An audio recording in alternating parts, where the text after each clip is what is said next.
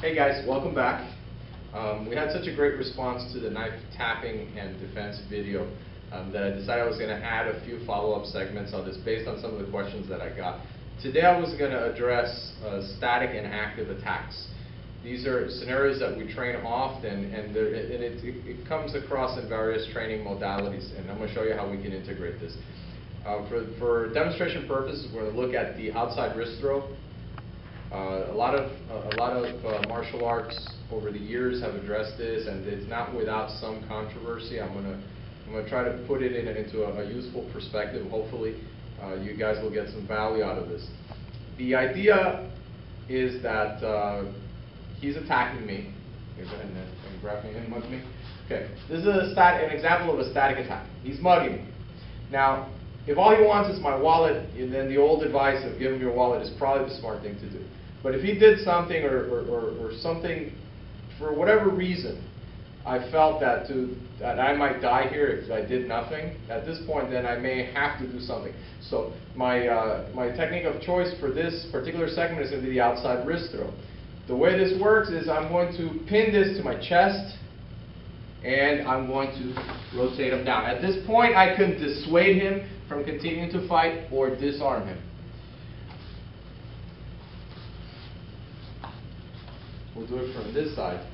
Now, technique point. It doesn't matter whether my hand's on the inside or on the outside. If my hand happens to be on the outside, it'll pin the support hand simultaneously while I get this hand. This is the hand that's attaching to the thumb. Okay, so from here, please don't hurt me. I'll give you my wallet. Oh, you don't want my wallet? You want to take me away somewhere, tie me up, whatever. Here I go. Pin it, bring him down. Okay, at this point, dissuade him, disarm him.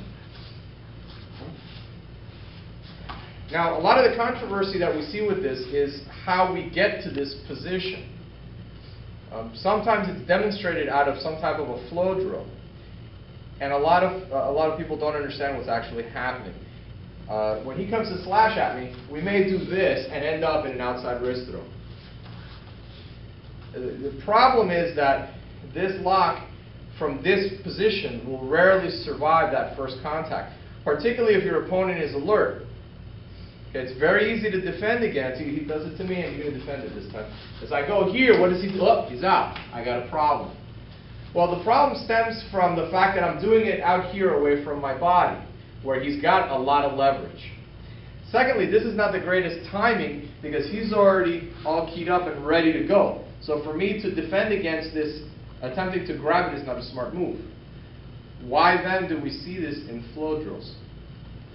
Well, our take on it and the way that we apply it in training is that it is unacceptable for us to train badly just to train the possibility of failure and going past that failure.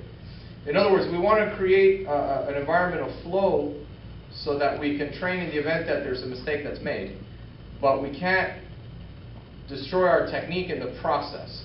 So when we go back into the knife tapping, I'm giving him an opportunity to, or rather I'm taking an opportunity for the possibility of failure, and he's giving me the opportunity to regain that flow. So what's happening, the sum total here is that if I attempt to do this and it goes from a static to an active attack, then I'm able to go back into my other defenses and I can develop a sense of flow with this. This is a great way to combat the possibility of task fixation in a real fight, and also this is a great transitional move along the way to doing our scenario drills.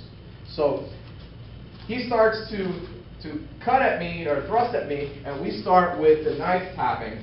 And at some point, I decide to go for the wrist lock, which he does what? He defeats it and goes right back into the knife tapping. Okay, so I go to the wrist lock, he defeats the wrist lock, and we go back into the knife tapping. This is a great way to transition from static attacks to active attacks. Now, how may this play out? Well, he may hold the knife at me here, and when I flinch or when I attempt to get the grab, he pulls away early and then looks to get me back. And now we've just gone into an active situation from a passive attack. This is kind of one way to plug it into the training. Guys, hope you enjoyed this. Hope this sheds a little bit of light on how we approach knife defense. Remember, this is but one drill along a continuum of exercises, taking it all the way to scenarios where there's verbal exchanges and escape possibilities and other unknown variables that may present themselves. Anyway, thank you very much for watching. I'm Tony. This is Ozzy. We're with the Miami Arnis Group. Take care.